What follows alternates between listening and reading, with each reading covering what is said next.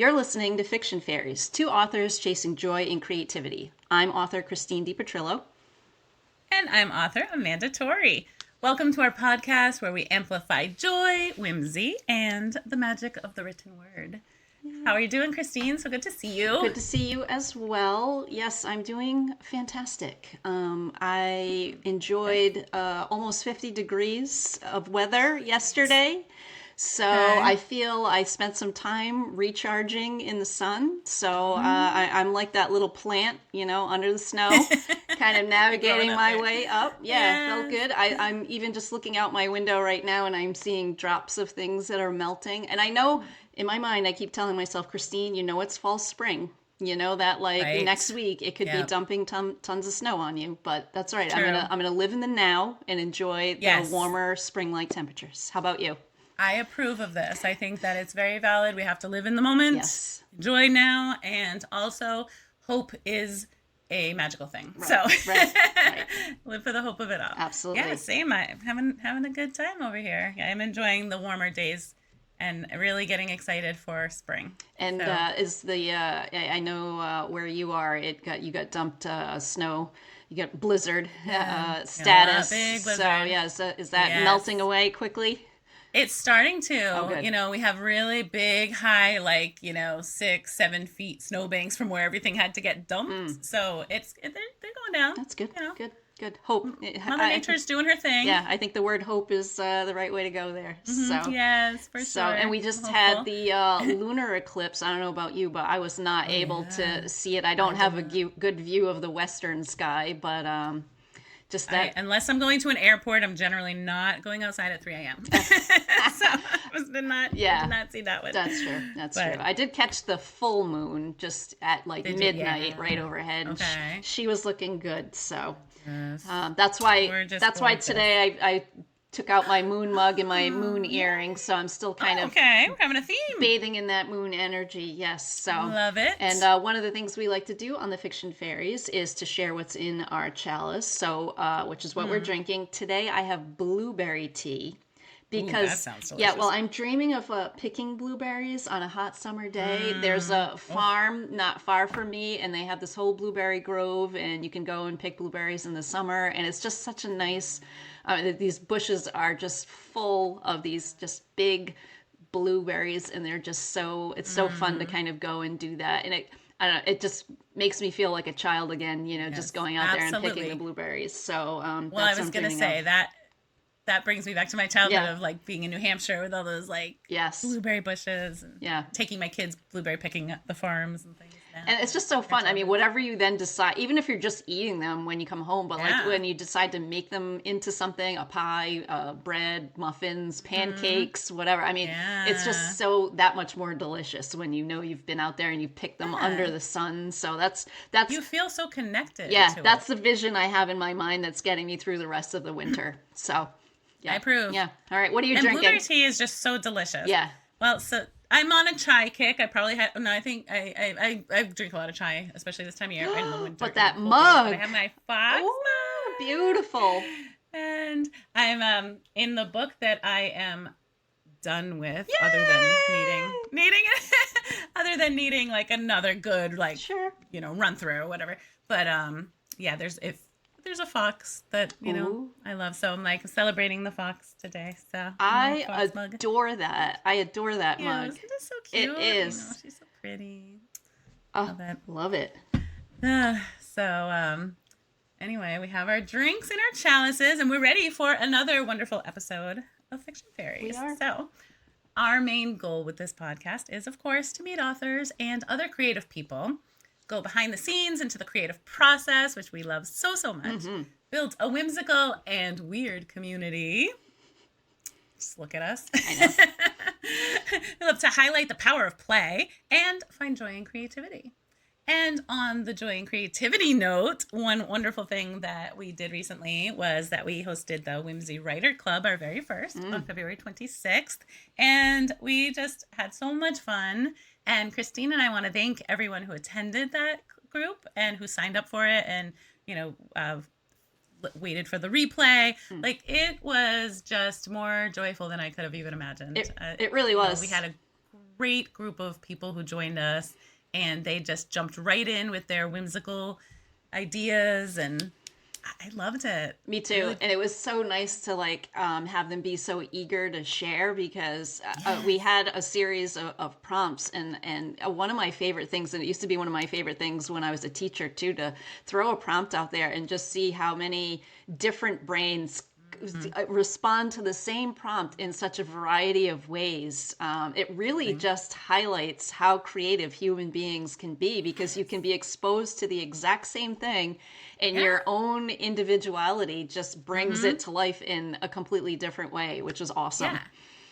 It's like that is just such a magical moment of creativity, and like doing the prompts with them, during that time, I unleashed some stuff in my head that I was like, wow, that's actually kind of interesting. Maybe I'll revisit that sometime, or maybe it's just for play, which is so beneficial to our brains in general. And honestly, I think, even for people who don't consider themselves creative, or who don't ever want to really have like a full either hobby or career in a creative art, I do think that it is a fun way to play, even if you don't think you've ever had a creative thought in your life. Agreed. Because there's no right or wrong. There's nothing. It's just the process, not the product. It doesn't matter what it ends up. Nope. It could sound horrible, and it still can just really be joyful for your brain. Yeah, So, it's like you can't mess it up, so there's zero risk.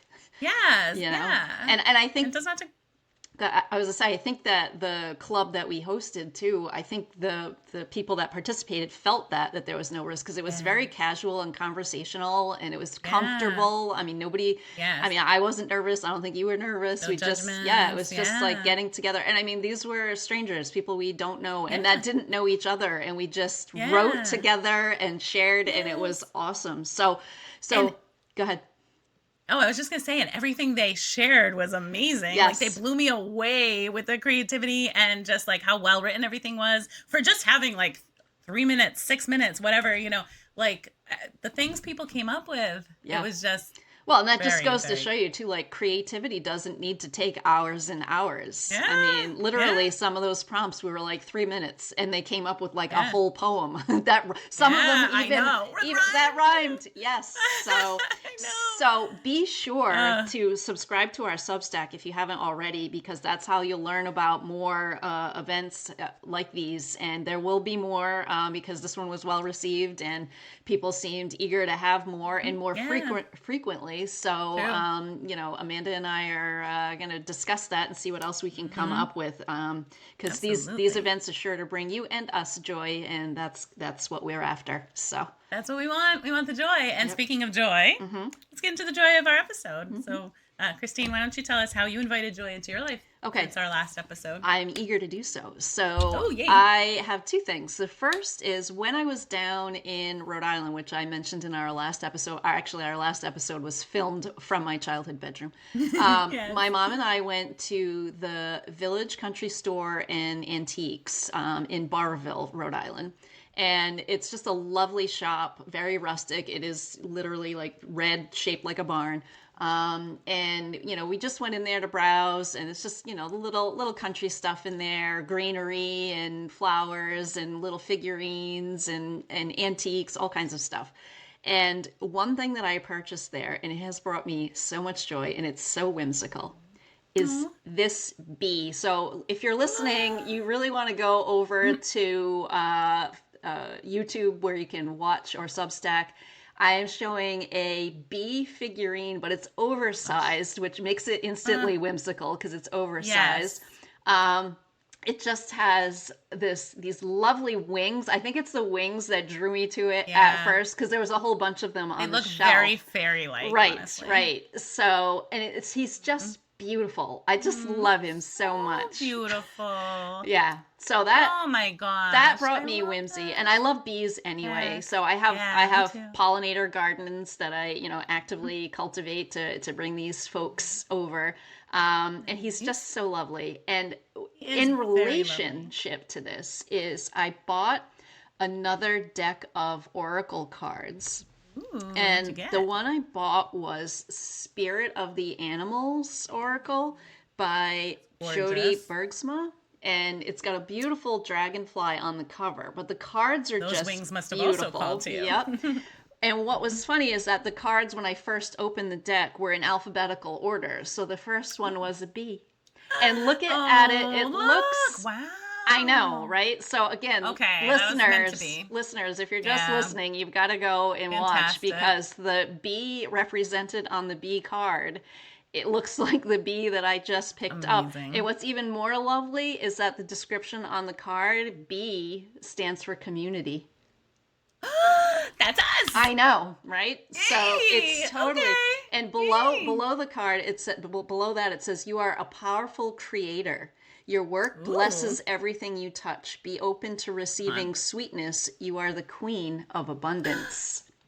Well, hello. Right? We So- will take that message here for our joylings and us. Yeah. And I mean, again, if you look at this card, all the cards are this beautiful. And what's even more fun Gorgeous. is at first I thought there were only actual animals, real animals. Do you know that there is a dragon and unicorn card in that deck? Oh, I'm in So, love. yeah. So Okay, that's my I joy. need to get this. This is my joy. That is a big joy. I Thank thought you for so. sharing that, because it also just like passed joy onto me by being able to witness your joy Yeah. in your really cool things. So I have nice. there's a link in the show notes for the Village Country Barn if you want to pick up a Okay. bee, and there is also a link for this Oracle deck if you want to check it out. Again, every card is gorgeous. So Ugh, I love it. so Thank you so much. That's what about amazing. what about you? What's your most recent joy? Well, I have been finding joy in getting ready for my garden. Ooh, yay. Because as we have discussed, this will be my third year of any kind of gardening. The first year I just bought a couple of starter plants and tried it. Last year I went like all in hyper fixation obsession mode and grew way too many things. I mean, you were almost on the level of farm. Let's just say it. I was basically a farm, and I have like no yard, and even a smaller part of that actually gets sunshine. So there was a lot of creative maneuvering and chaos. Yeah, as love it. It typically follows the Amanda way of life. but so I've been really behind this year. Last year in January, I did my winter sowing, and I do it in, like, a lot of people use milk jugs for that.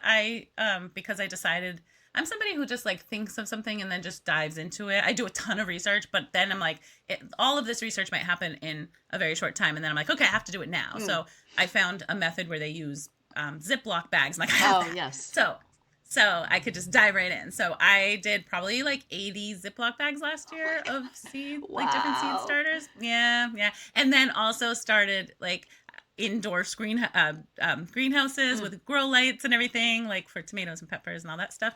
I have not started anything yet until now. So like I just got started on my winter sowing. So that is out there. So of course now we're getting spring weather next week, but hopefully it's okay. And then I am about to start my indoor seeds, and that it really does bring me so much joy. Yay. Like, I don't even know. I never thought I'd be someone who could find joy in growing things, but here I am. Well, I mean, in my crone years, there's like loving it. double joy with it too, because if you're enjoying the process of it, that's awesome. And then it's also like you putting all that work in and enjoying all that, but then you can enjoy the harvest of it too. So like you can't really lose. I know. And there's certain things about it too. Like it also just makes me happy for like I'm doing something for the earth, because like we plant clover in our grass for the bunnies, and they love it. And like you get to just like watch them eat it, and they're so happy. And like last year I tried growing like broccoli and cauliflower, and I'm probably not going to try to do that for ourselves because they just take too long and I don't have the space. But the groundhog loved the broccoli last year, and just so like part of me was like, groundhog, leave my stuff alone. But then the other part of me is like, well, you need food too. So, most likely I'll plant a broccoli plant in one of my grow bags for the groundhog. Yep. No, I agree with you 100%. We grow dill. Very rarely do I get to harvest any of the dill because the tiger swallowtail caterpillars decimate it. But I love to see the caterpillars on there, and I love to know that they are then going to be transformed into these beautiful butterflies. So we plant dill. I mean, do our part. Yeah, I'm like, I'll just grow it just for you. That's fine. Yeah. So I love that. And honestly, like they left most of my other stuff alone. So I'm like, if you're going to take a nibble here or there, That's okay. Well, you As long as I almost get want some. to provide what they like so that they will Yeah, leave the other leave the other things stuff alone. alone. Yes. Right. Yeah. You know what else helps Exactly. is if you have a German Shepherd that circulates around. I noticed that keeps a lot of wildlife I'm sure. away. I'm just, it's a suggestion, you know? I might have to get a German Shepherd. Yeah. They're good My Jack Russell defenders. won't like it, but Yeah, they're good yeah. defenders of the gardens. So, Oh, that's wonderful. That's next on the list, yeah, perhaps. there you go. So, all right, love it, love it. Today's spirit of joy, we kind of harkens back to my blueberry tea. We want to talk about childlike wonder as a path to dream fulfillment. So, we'd like to talk about getting to know the child you used to be and how that can help you now. It's an unfortunate reality that some people don't get the childhood that they deserved, but you can go back and meet that child and give them what they needed. So you can kind of be the adult that child needed.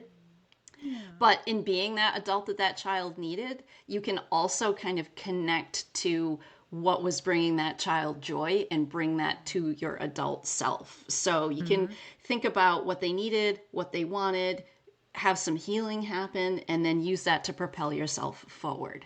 So we're going to just talk about a couple of things that, again, use childlike wonder to kind of think about what your dreams are and how to move forward towards them. So, Amanda, you want to dive into that first one that we want to talk about?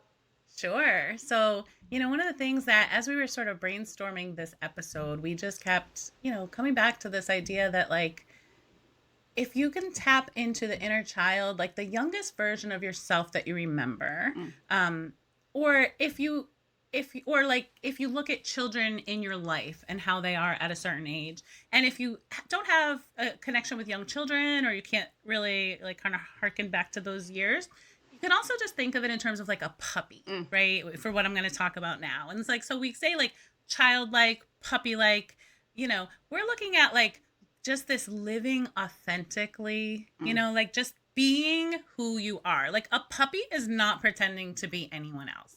A young child is not pretending to be anyone but who they are. And I'm talking like not middle school young child. I'm talking little preschooler, rain boots on a, sunny day kind of kid, like mismatched whatever, just like not caring what other people think. Like they just, they have the confidence in themselves. They're not lacking confidence. Like a kid is like, I can do this, and they just try to do it, and then, most of the time they trust their bodies to be able to do certain things. And they generally, unless there's like a disconnect somewhere, or they're still, kind of like, they usually will stay within the bounds of what they actually can physically accomplish, for the most part. So like, but, like if they're like, I'm going to draw a sun, and they don't know how to draw a sun, they scribble on the paper and they're like, look at my sun, and they're proud and they love it, and nobody can convince them that that is not a sun on the page.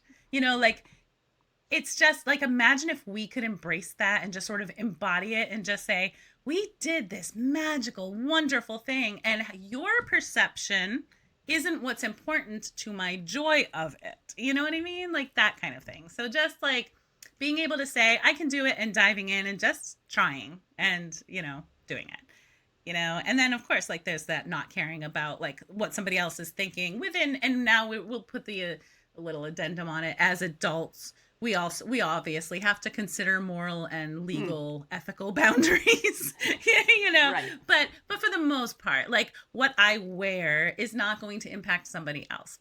It shouldn't matter if I want to wear fairy wings and other people are like, that's crazy, because it's okay, so did you want me to like keep talking on this one and then you either way next one, or you want to like okay, so like we were also just talking about kind of like shedding what we are calling the societal costume, and this is just literally what it sounds like. It's this is something that was inflicted upon you. This is when you were a young child. At some point, every young child hears it, or as you get older, you're going to hear it. Like, this is what you're expected to be. This is how you're expected to present yourself. And little kids, honestly, they don't care. They don't care if they're wearing something completely mismatched.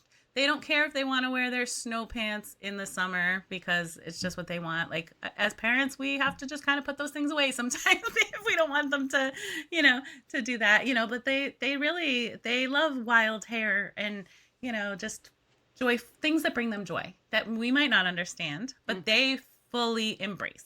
Right. So, like that's kind of like one of those things that we can sort of think about too, is like, what would make us happy if we could turn off that part of our brain that is worried about what somebody else is going to think about it. Right. Because like we want joy. And then, just like the children are so hands-on with everything, collecting rocks, leaves, interacting with the world instead of just intellectualizing everything. So, like these quick moments of just spontaneous play that children engage in. When is the last time you allowed yourself, well, Christine, you probably have done this, but dear joylings, when's the last time you just like were walking in the woods, and you're probably walking for exercise, right? Like as we need to do. And I'm sure you're enjoying the nature sounds and maybe the sight of a bird or whatever. When's the last time you passed a stream and you were like, you know what? I'm just going to sit next to it. And not only am I just going to enjoy looking at it and hearing it, but I'm going to engage with it. I am going to, like that inner child, what would they do? They'd start building little dams in it, right? And redirecting the flow of water and seeing what happens, right? Like they're just going to play. And so like our message that we want to share with you today is just to like say yes to your inner child without overthinking it.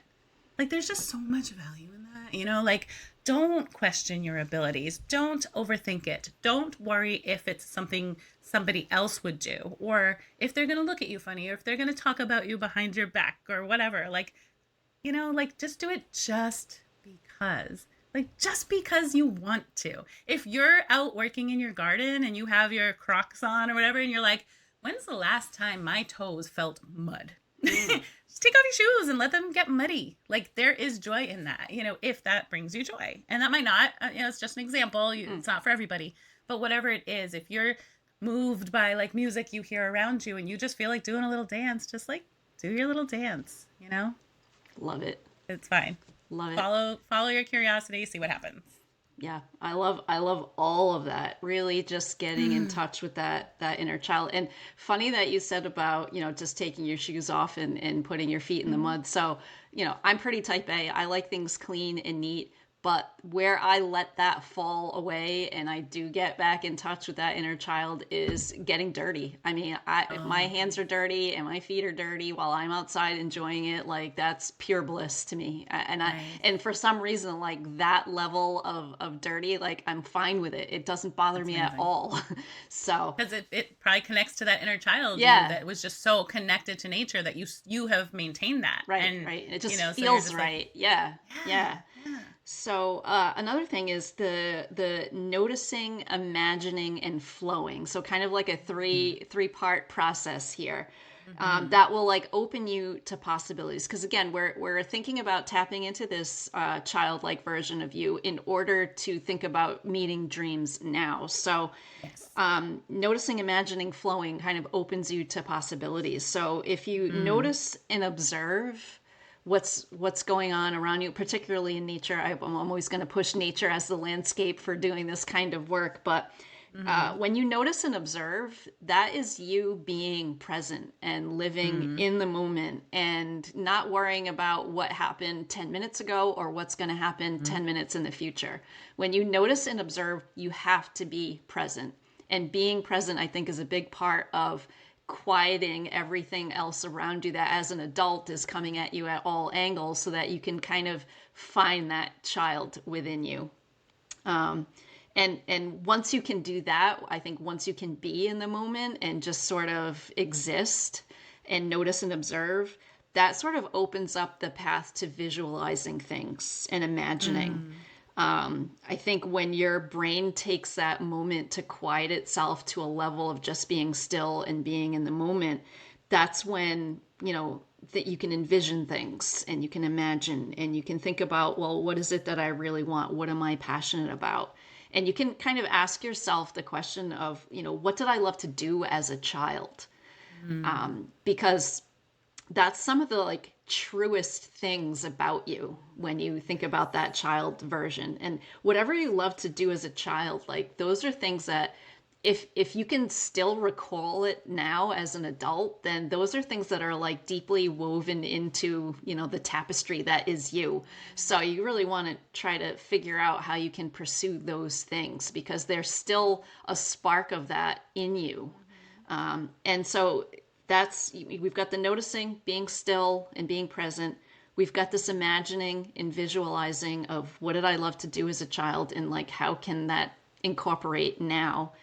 And then the flowing part is kind of letting that imagining and that visualizing kind of flow, live in that flow of that and not putting up roadblocks and not telling yourself, well, I can't do that, or, well, I would do that, but, you know, it's kind of going back to, Amanda, what you said about tapping in, where, you know, children say yes to things.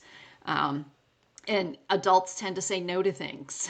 And so when you're in the flow, you're more open to saying yes to things and you're not putting up those roadblocks and you're more like kind of aligned. I watch and I read a lot of things about, you know, remembering why it is that we're here. You know, there's lots of beliefs in that, you know, we've sort of predetermined, you know, what we're going to do here. And then we get here and we kind of forget what that was. So like exercises like this are really trying to get you back into touch with why you're here and what you're supposed to be doing and what is going to, if you align with that, bring you the most joy, which of course the fiction fairies are all about bringing us the most joy. Absolutely. So if you can get in touch with those dreams and things that you desired as a child that are still have a little bit like when you think of it and you're like, as an adult, and you're like, oh yeah, remember when I used to like to do that?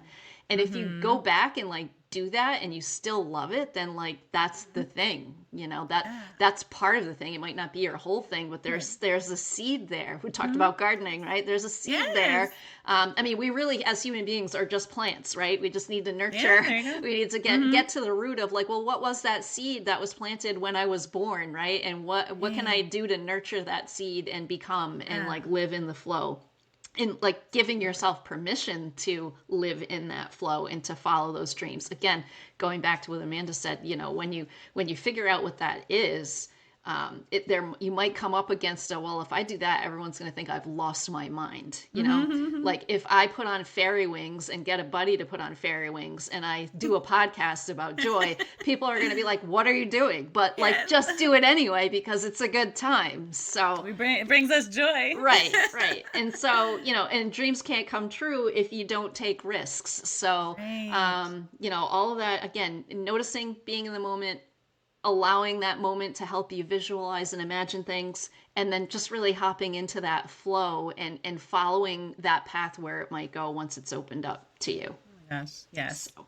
And you know, Christine, like you said something about how we, you know, going back to how children say yes to things and how we're maybe hearing no, but like I think stepping back and questioning why we're saying no to ourselves. Because so often, even with kids, like as a parent, there were lots of times where it's like, Mom, can I go to so-and-so's house? I'm like, no. And then they're like, why? And then I have to, because I was someone who promised I would never say because I said so to my children, you know. So I'd be like, oh, now I need a reason. And if there really wasn't one, then I could revisit it and say, you know, you're right. I didn't really think that through. And I think that was just my way of honoring and respecting the kids. And sometimes it was just because, you know what, Mommy's just really tired today. I just really don't. And that's okay. Like you can, those things are valid reasons.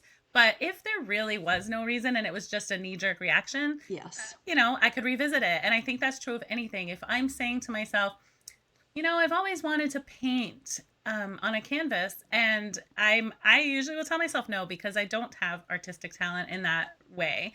But I do love like the feel of paint gliding across a canvas and selecting colors and, you know, thinking about like, is it Bob Ross, the painting guy with the trees? Like I loved watching him as a kid and like imagining holding, like it's the whole ceremony of it. It's holding that palette and like selecting it. That can be enough that if I get out of my own head and say, you know, why am I telling myself no when I really could just do it? You know, I could just do it. It doesn't have, I could never show anybody. I could just stick it in the closet, or it might be the thing I'm most proud of. Who knows? But you don't know unless you try. Unless you do it. Agreed. Yeah. Sorry, that was an off. No. on a tangent, but I very firmly believe it. No, yeah, So, no, and you're so right about, that knee jerk no, and it doesn't need to be that. I love, as a piece of advice, kind of like, you might say no, and then kind of thinking about children saying to you, well, but why? And then you yeah. might come around to being like, yeah, but why? Yeah, So, why? Right. yeah, Like, question your own self. Like, is it your yes, voice you're hearing when you say no to yourself? Or is it somebody else's voice? yeah, Did a teacher discourage you from this at some point? Did a friend discourage you from this? Did a parent or whatever? Like, is it your insecurity that's telling you no, but not your desire? right, So, just question it. yes, Go in and think about it. So, and then on another note, one of the things that gets me really excited about this childlike wonder and kind of living in this childlike joy is that you can really like influence others to live in their childlike joy. And we are creatures who like to sort of try to conform and follow society in certain ways, like, and there's something to that. That makes sense, right? But how many of us look at somebody who's just living so authentically and has just this energy that pulls us to them and this bright light, and we think, man, I want to be like that. Like, I want to have my light shine like that. I want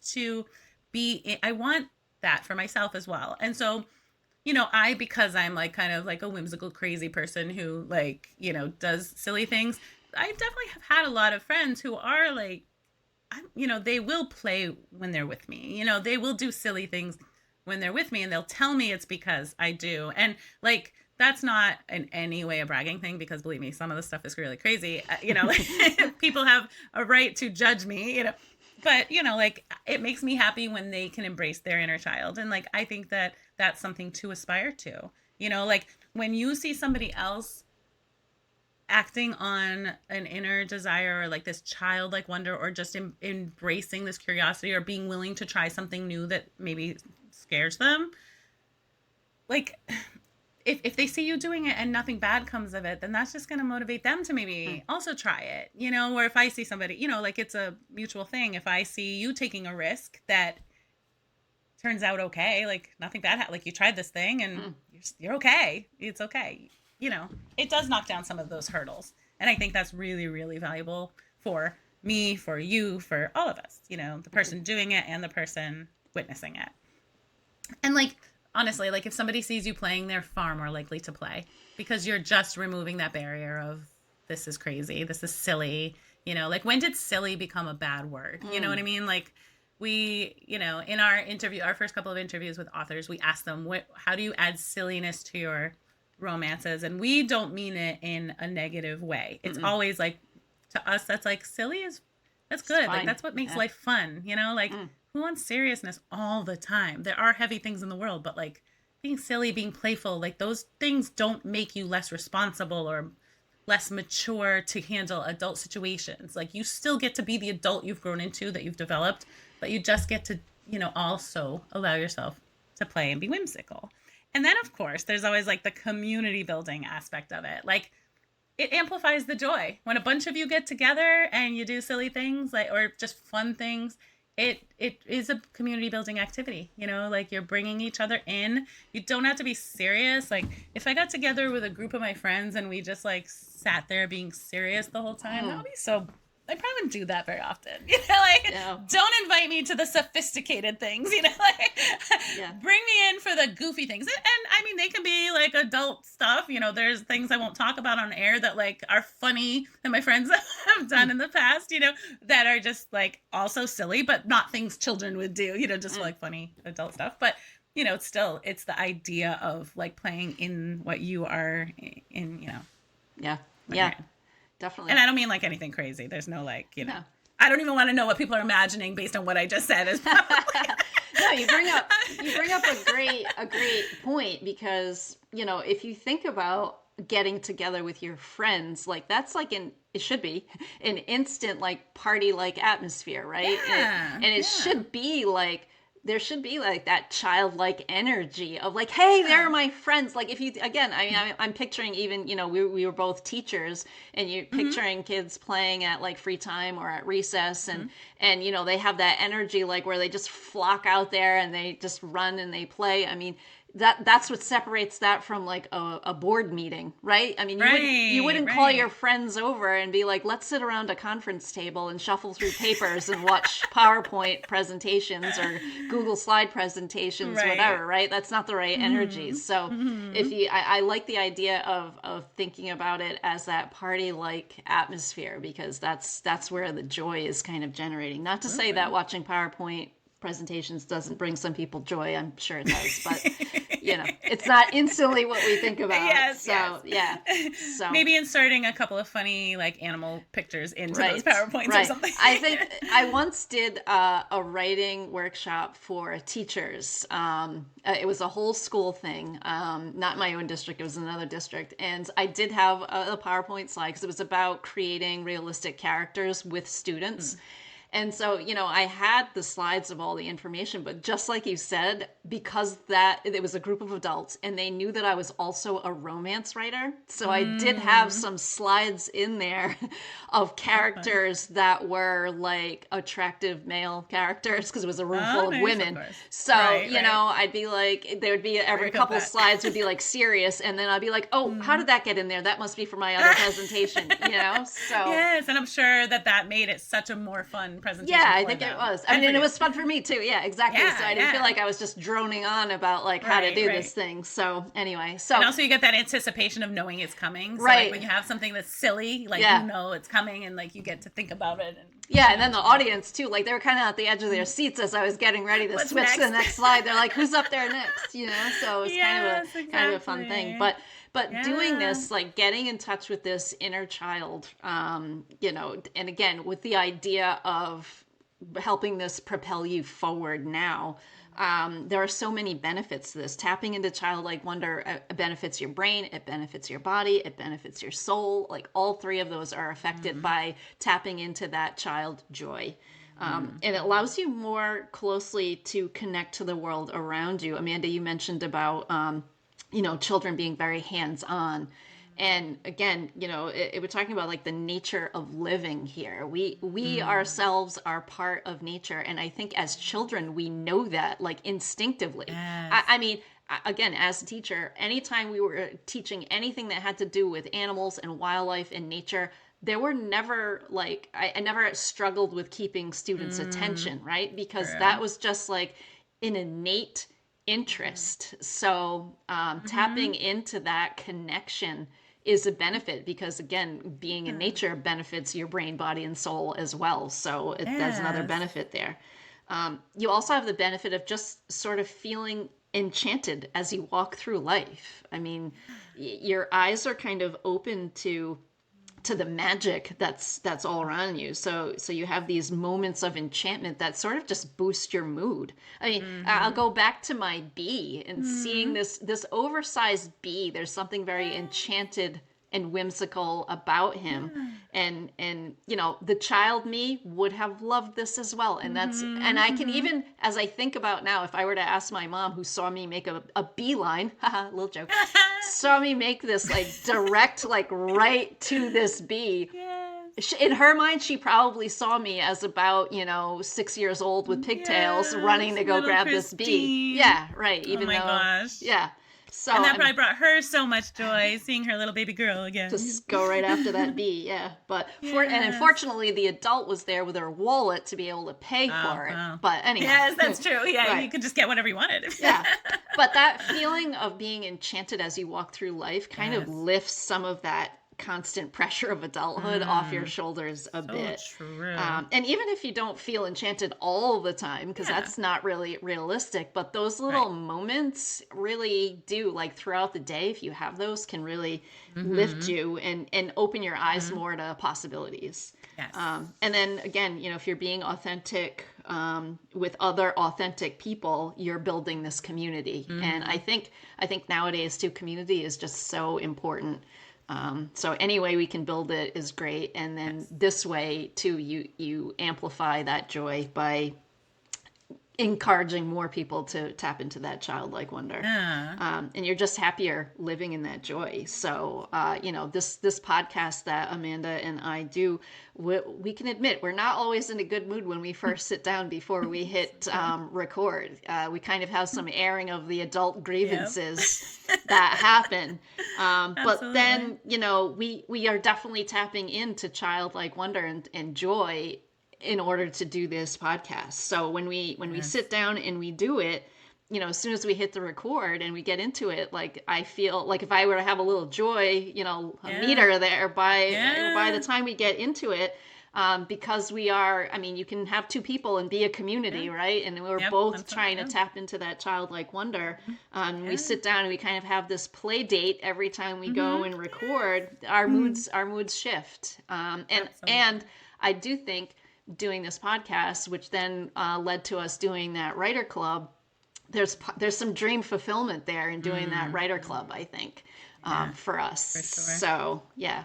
Absolutely. Like, I love letting myself be enchanted. And like you said, it can't be all the time. We have to do serious things, Yes. But even like, I think like in our last episode when we talked with Amy Patrick about like walking in the woods and imagining Faye living in like a tree that has a hollow thing, like that kind of thing, or like turning the corner and just what will I see here? Like that is the child in us, like that is us, like allowing ourselves to have those whimsical, fun thoughts.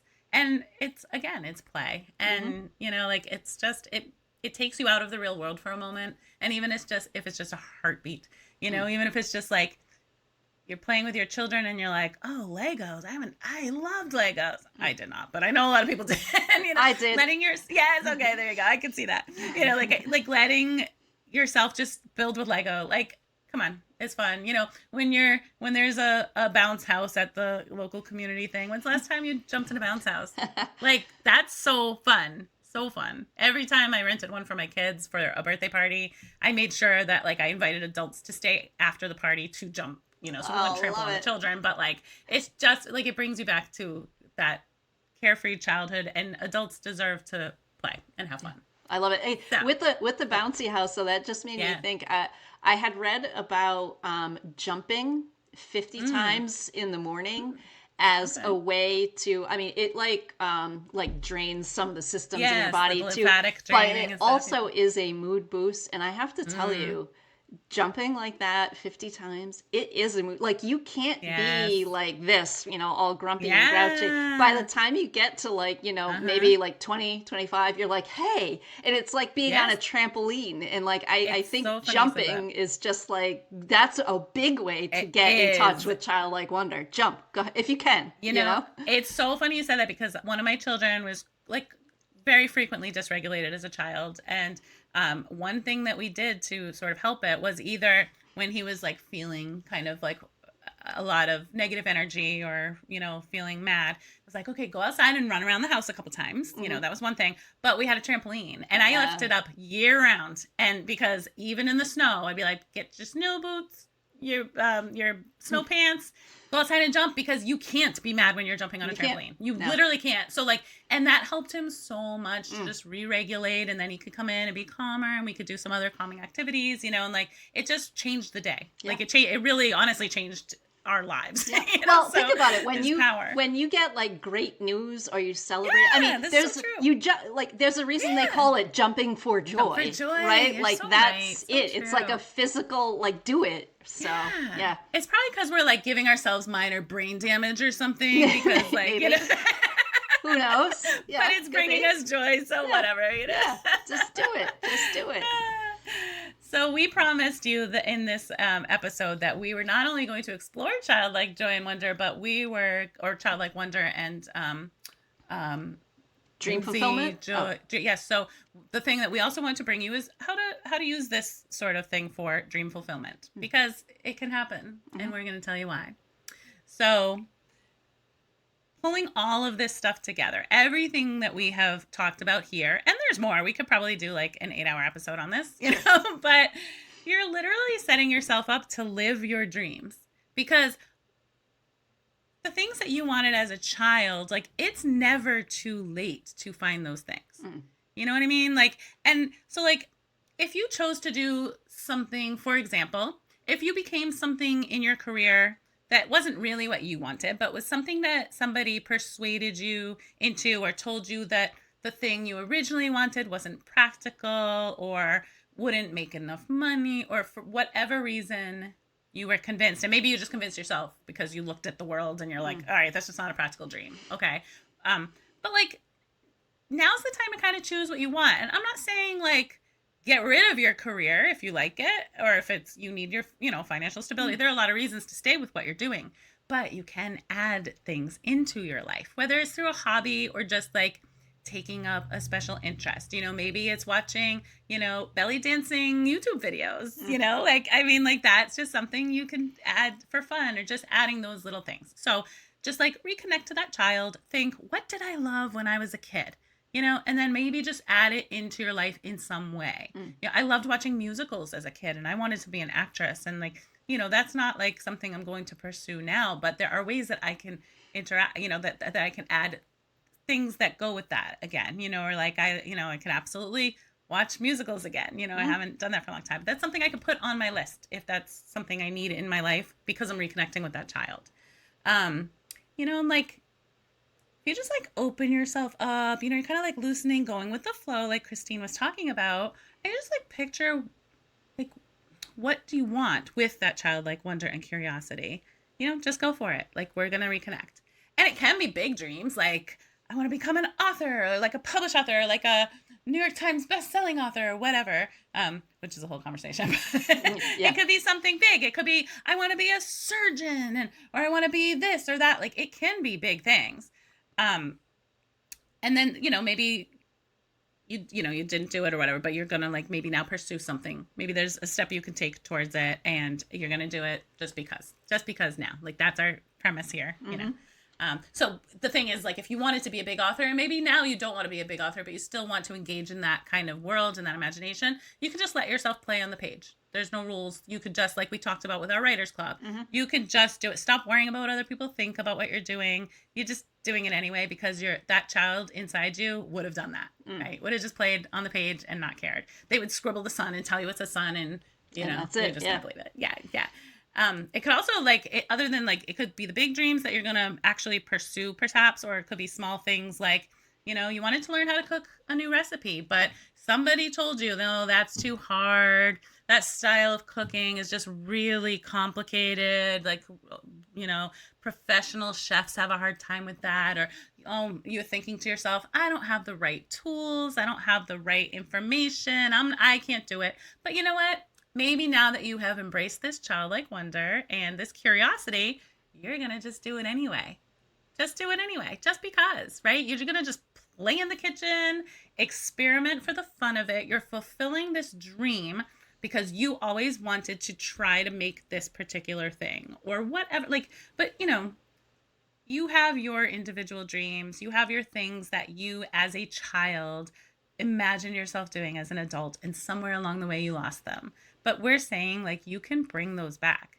You do not have to live a life where you end up with regrets, because like, to me, regret is other than like losing loved ones, regret is my biggest fear. Like, I never want to think, oh, I wish I traveled to this place. Like, find a way to do it, like, just find a way to connect to that inner part of you who now has the wisdom and the means, and the possibilities are endless. Like, if you've always wanted to be a world traveler, but maybe it's not in the cards for you because of particular health issues or finances or whatever, then you know what, you can embrace that inner child and rediscover something in your community, or like go to a museum, and I'll bet you have one really close by you that you've never been to, or you haven't been to in a long time, but that can make you feel like a tourist in your town, or maybe a road trip to somewhere. I mean, in like we live in the United States, depending on, I'm sure wherever you Joyling listening to us lives,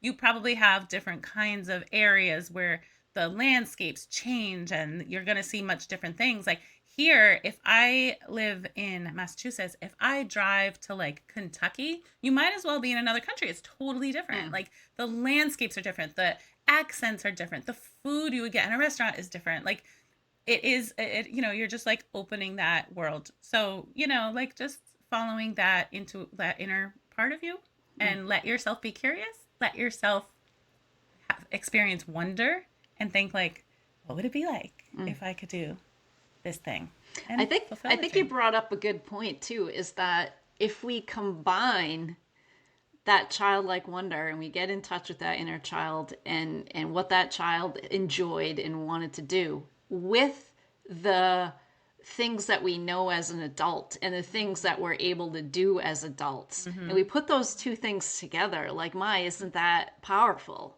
Right. Because if you can put play and wisdom together, I think that's really going to Yes. be a driving force forward, because you can have like these fanciful dreams as a child, but as a child, Mhm.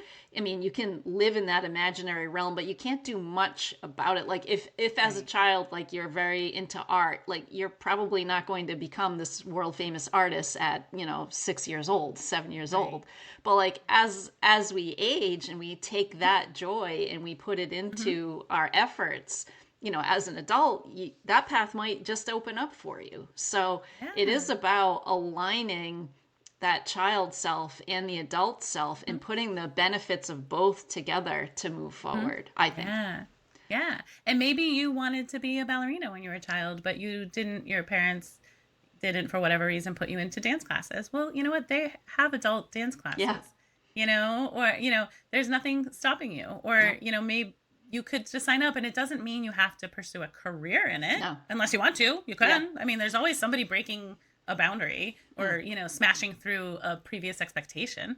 It could be you. Like you can absolutely 100% start over anytime, Yep. like, and fulfill that dream. And you deserve it. Like, you deserve to fulfill that dream. That is something that you kind of owe to that little child that was Yes. inside you, because like, that child lived in the moment and did the things and gave you those experiences and protected you in ways that, like, we may never really understand, Hmm. and just like let you live in that whimsy and joy. And like, let's bring it back.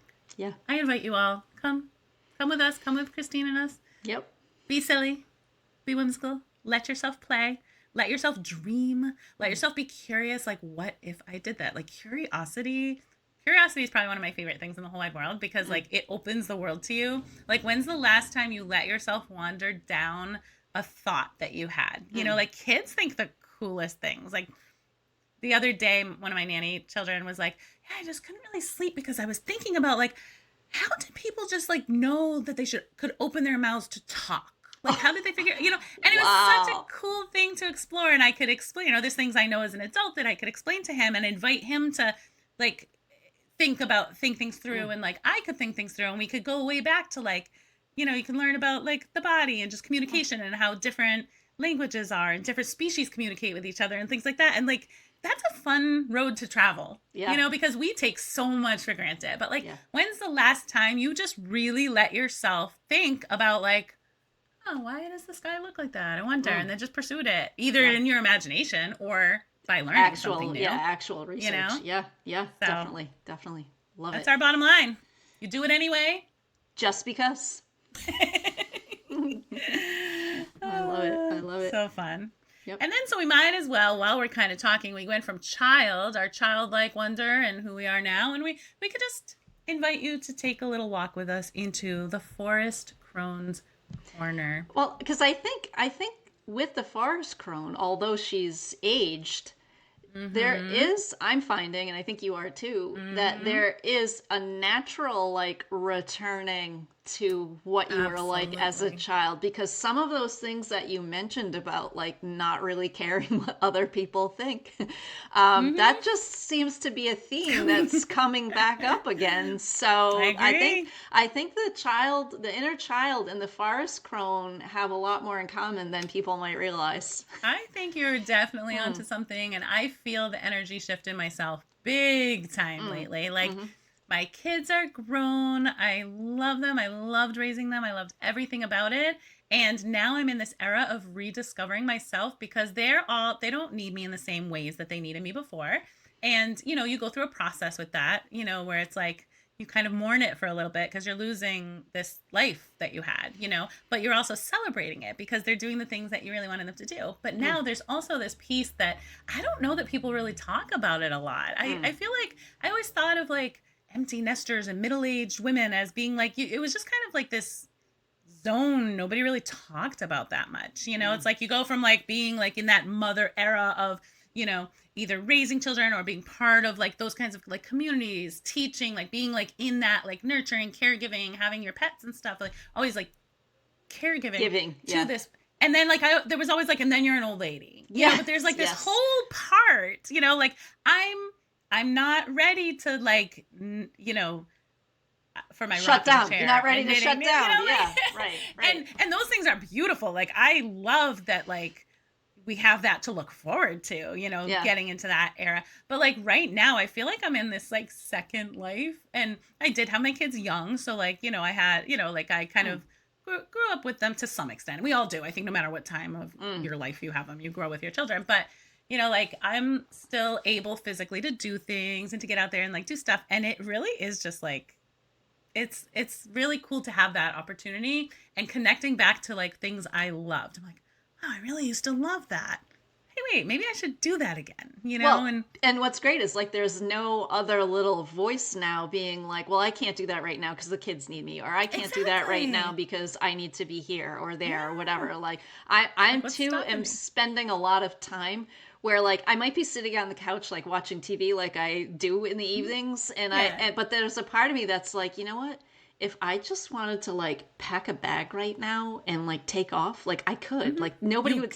No one. Yeah. There's no reason why I couldn't right now. Right. And it blows my mind a little bit. I know. So it's so true. Like I saw like one time there was a meme on social media or something, and it's like, did anybody ever tell you, or did you realize that like, if you want to just go in the grocery store and get a birthday cake, and it's not your birthday, like you can do that. No one's stopping you. Nobody's gonna stop you. You can just do it, and you can have as much of it as you want. Like I mean, there may be negative ramifications, but nobody is going to stop you. Nobody's going to stop you. Free to make the choice, right? Yes, that has its pros and cons. Yes, but definitely. And Christine and I were talking when we were also brainstorming this episode that. We're like at an age now where a lot of our childhood icons are, and maybe people we know, sadly, are passing on. And, just really, especially when they're around our age, it really kind of course, people can pass at any age and it's always sad, but like, there's just something about like this time frame where things are kind of picking up in that way. And, just like really like amplifies like the importance and the need to live authentically now. And in a way, I think that honors the people that we love that have passed too soon, to know that like we're going to live the best life that we can and do the things that bring us joy. And, I like to think that if, when I pass, my children will know that I did live authentically and fully, and that, they never have to feel like, oh, mom never got to do this thing that she wanted. And I think that's a very realistic thing that we think about. Like my kids won't have to think that because I do the things that I want to do, Yeah. And, so like just making every moment count, either the big ways, the small ways, all the ways, stop pretending that we're something we're not. Like, why do we have to do that? And we don't have to think it doesn't have to be like what we're supposed to be or what we're supposed to do, and, like, I think that you had said, like, someday has a lot less meaning as you get older, right? Like, it's time now to like stop putting everyone else ahead of ourselves. I think that's a critical message, especially for women. And I'm sure there are a lot of men who also may identify with this, but that's definitely something that we tend to do. We put people before ourselves, but we don't always have to. Like, we can take care of people that we love and also take care of ourselves, and sometimes put ourselves first. Well, and I think when we do that, when we take care of ourselves and we're living our dreams and we experience joy, it puts us in a better position for when we are taking care of others and we are putting others first for whatever reason that we might have to, like, we're better able to serve that because we're coming from a better place now. So it again, it has that ripple effect. So absolutely. Definitely. And, sacrifice can be noble, but like, it doesn't always feed your soul, Yeah. so like, like you can do things and not have to sacrifice your entire being, Yes. and like just being able to do the things you want and, figure out what you actually do want to do and do it. Just do it, Yep. And for our younger listeners, especially, like, learn from us crones, like start employing that childlike wonder now. Like, you do not have to wait to be a forest crone. Like, you can just do it. What did we say? Just do it anyway. Just because, do it. Like, live your dreams. Yep. That's what we want for you. That's it. And that leads us into our Wand of Wonder question about living your dreams. Yeah, we have a Wand of Wonder question from a listener named Sophie. She says, in a past episode, you mentioned things you wanted to shed. Yeah, that was around New Year's, right? I'm trying to shed the stress in my life that keeps me from being able to sit down and write. Every time I think I'm ready to write, my mind can't turn off. I tell myself I have other things to do. I'm wasting my time. Or I think about the things that are going on in my life or in the world, and I can't write.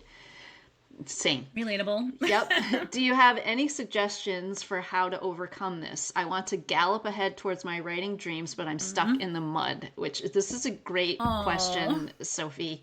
Great question. Yes. Amanda, what advice do you have for this, Joyling? I'll let you go first. Gosh. Well, first of all, I just want to say, like, I hear you. I feel you. Yes, like, that's a beautifully time. written letter. Like, thank you for asking this. I think it's such an important topic. And I think something we've struggled with, all of us, I'd say the first thing that I would say to get past that is, like, it's the mind block.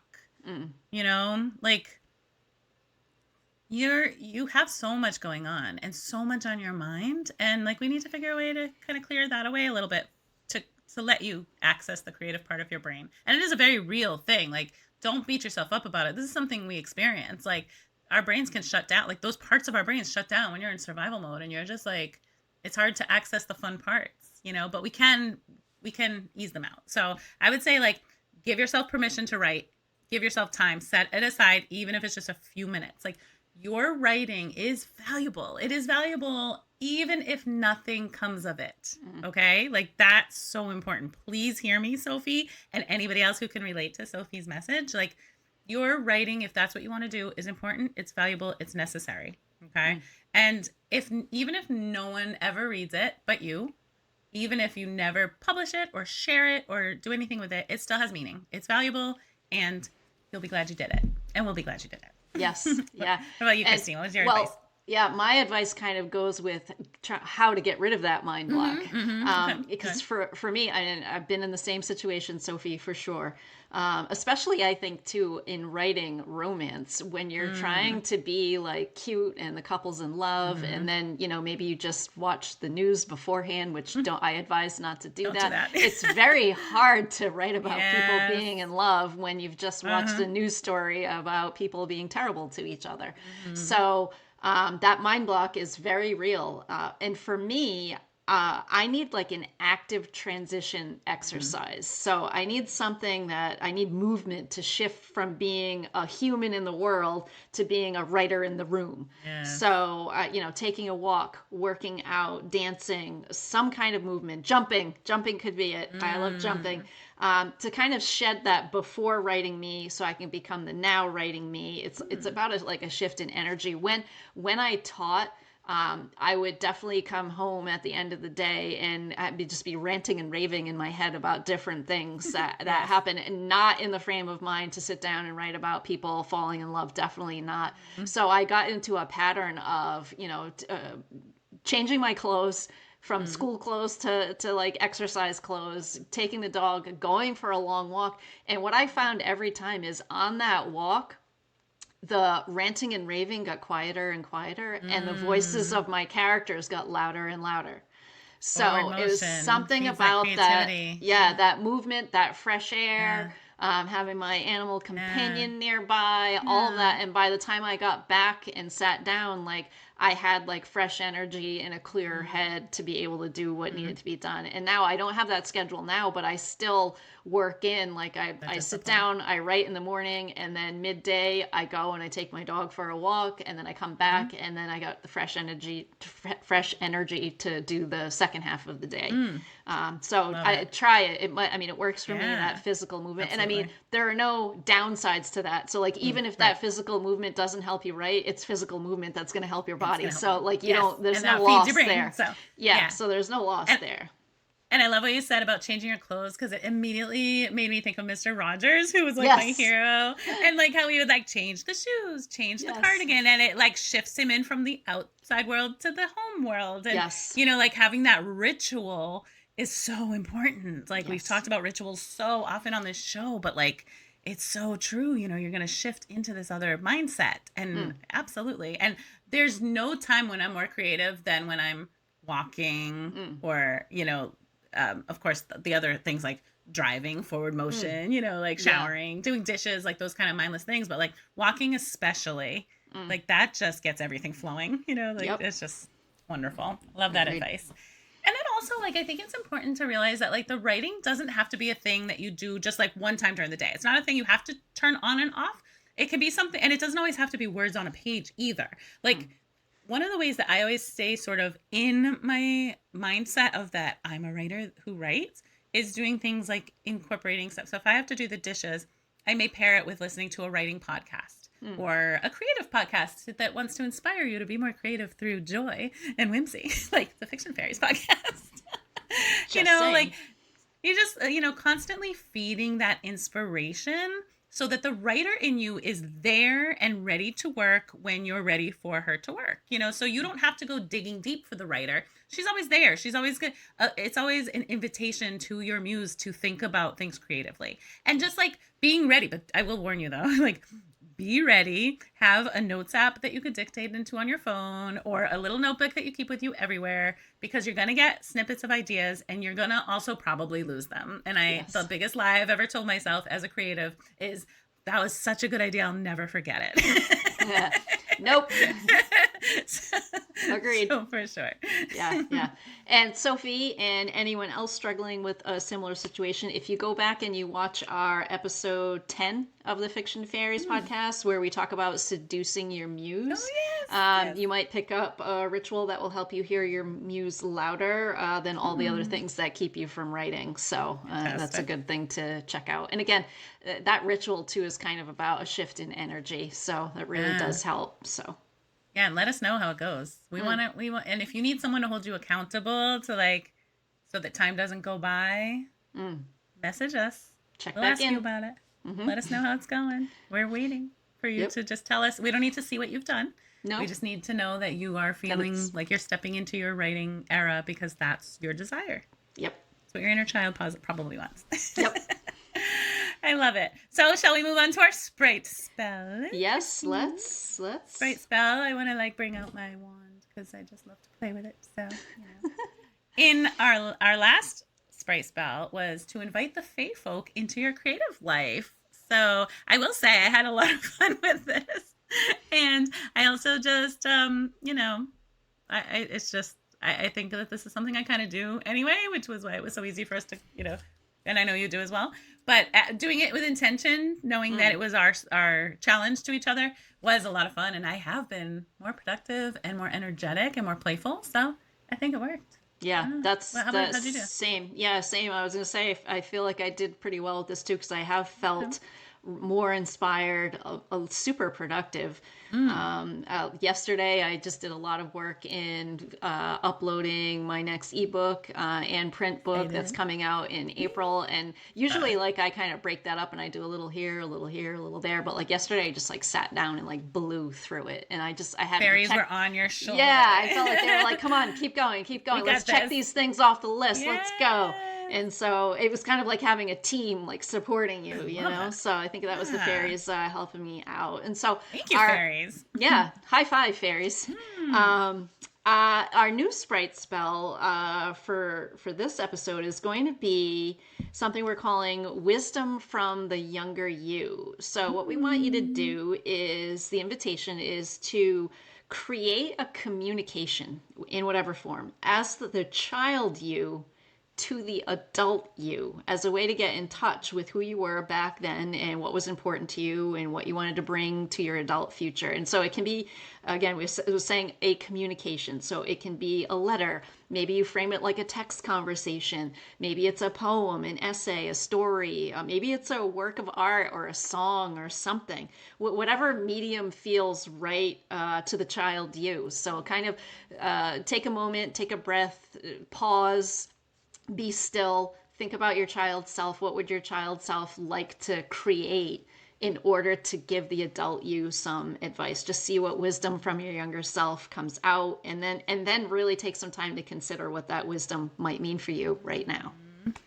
I love this, and I'm really excited to reconnect with her because I often think about how my inner child would be so impressed with like my life, like the life that we have now. Like, yes, there's just things that she never would have even been able to imagine, and like I'm really excited to reconnect with her and see what else I could do to make her proud. So, nice.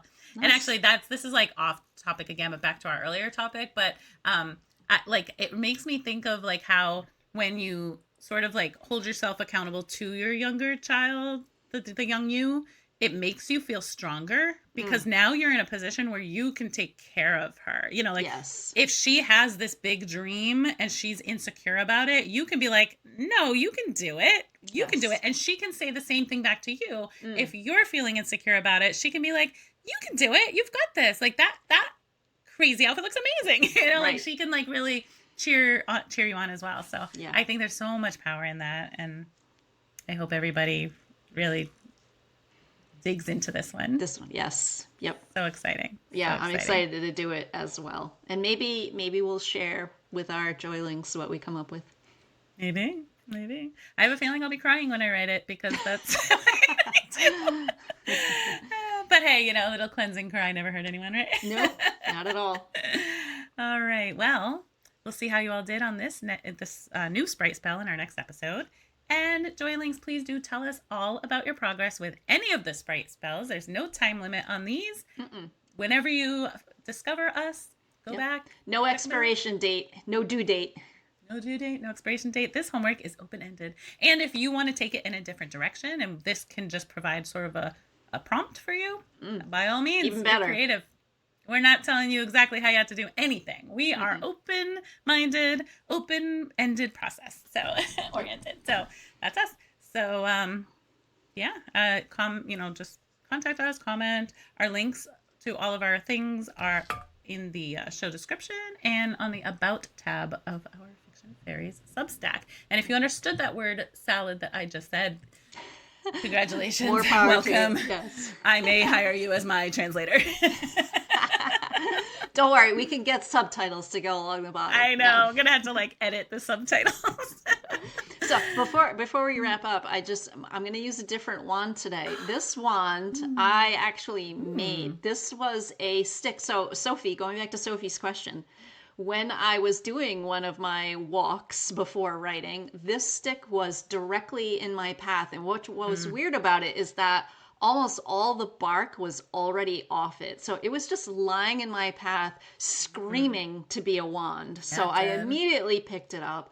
I wrapped some wire around it because metal wire is a nice conductor of magic. And I added a couple of stones actually to it. And so I'm going to use this as my wand for today. So love this. So and talk about childlike wonder, right? I mean, making a wand from something you find in nature. Stick. Yep, picking up a stick. You can't get more childlike wonder. No, but I mean, this is so me as a child, like bringing in sticks and things. So there you go. And I do think that that's it for episode 12. If you enjoyed the Fiction Faeries podcast, hit the like button, subscribe, find us on social media, leave a review, and tell everyone you know about the podcast. And if you're a creative person and want to be a guest on the Fiction Faeries podcast, there's a form in the show description and on our Substack to contact us. And I will say, as of this recording, I don't believe we have a single review yet. So, our joylings, you could come through for us and, be the first, break the ice. That's right. Be brave. And it would help other creatives join our tribe, our community. That's right. Because if it goes allow us back to to spread our earlier advice, right? If one person does it, others will see that it's okay. That's right. That's right. And we would just maybe love you a little more than the others. Just kidding. Maybe, or am I? Or is she? Yeah. So now, before I go too far off the rails, we'll leave you with the Glimmer Challenge of asking you to find and spread joy today. Farewell, Joylings. Waving my wand. Farewell, Joylings. We'll see you next time on the Fiction Faeries Podcast. Bye.